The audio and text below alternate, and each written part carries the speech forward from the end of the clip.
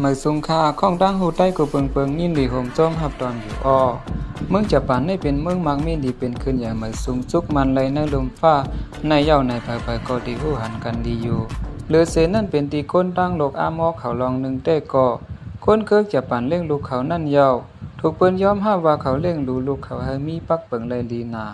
เขาปันแห้งลูกล่างเขาให้มีใส่เคยหูเคยหันเสียมือก็เล็กเย้าก็สอนให้ลูกเขาหมอซอยแถมในการต้องวงก้นเสื้อในเสียมเจ้าเย้า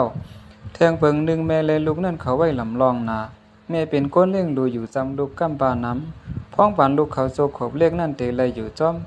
แม่โดยถึงลุ่มลาล่อนไปปล่อยให้ผู้นายมันเลี้ยงปันปอลูกอ่อนก็อ่ำสู้เลยเลี้ยงดูย้อนว่าคนใจเมืองจะปันและเหตุการณ์นำโจมองข้าวยาวลองว่าตาสังไปเลี้ยงมาเอาลูกอ่อนในนั่นเมืองเขาอ่ำลาลีมีสังมีก็เตถูกตรงวงก้นเมืองจะปานเขาพี่น้องฮินเนเต้ย้อนเปิดเขาหย่มยำว่าอันตั้มใส่ไรเนื้อการด้วยถึงลูกไรลีนั่นเป็นแม่เป็นหน้าปู่นายสองผายเจ็ดกล้วยเขาสั่งว่างปันไรย้อนว่าตั้งหากไม่มีต่อลูกนั่นมีสังเฮหามไรรวยเงาลายจังหือกอดีก็เป็นแม่นั่นใส่ใจเนื้อลูกล่างกูลองลูกอ่อนตีเลยนอนจ้อมอูแม่เขาย้อนตีเฮ็ดให้ลูกอ่อนมีลองอุ่นอกอุ่นใจฮัดหานมีตั้งโกมีลองห้างหอมป่องใจในเกปอแม่เลยลูกล่างก็เป็นเมใกล้ๆกอดลูกเขาไว้จำมันเฮ็ดให้ลองสุกใส่นักใส่ลวนเขาหายไล่ป้อแม่มึงจะปั่นเขาในตั้มเปิงเข่งแก้มซึ่งหนังว่าเฮ็ดไล่แต่ก็ซื้อในก้วยเขาซับเลี้ยงนี่ลองพ่อนหลีพ่อนจ้าอันจางเป็นมาซึ่งนั้นก้วยสั่งว่ามีนาเฮิรนอันปันโตตามลูกอ่อนแห้งจึงเป็นลองลีอายลงในคือคนจะปั่นเขาเต้ย้อนเขาปั่นแห้งว่าเฮียนหูเอาตีอันใดผิดเปิงในนั่นเป็นข้อสอนพ่อแม่กูก็เตะซ้อมเปิงพิงทุ่งว่าลูกอ่อนหาขบลงได้นั่นเป็นพ่องโดหุ่นม้วนขึ้นใหญ่แลใครหู้ใครหันห้างเขาเปิงเป็นโลกสภาวะ